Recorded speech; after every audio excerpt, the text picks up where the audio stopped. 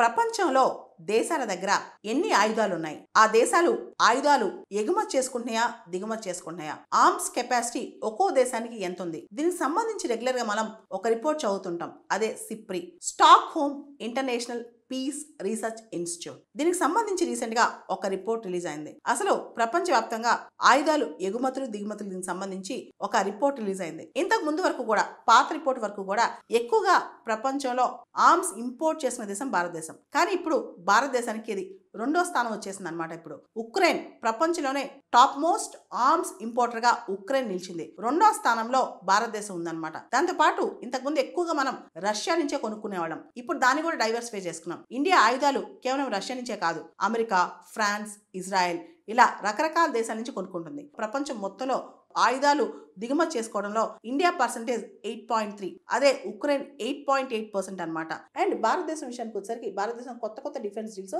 రకరకాల దేశాలతో కూడా ట్రై చేస్తుందండి. ఇప్పుడు ఒకసారి 10-15 ఇయర్స్ బ్యాక్, 10-15 సంవత్సరాల క్రితం సిప్రి రిపోర్ట్ మనం గమనించినట్లయితే రష్యా నుంచే దాదాపు ఇండియన్ ఆర్మ్స్ ఇంపోర్ట్స్లో 70% మనం రష్యా నుంచే కొనుక్కొచ్చుకున్నాం.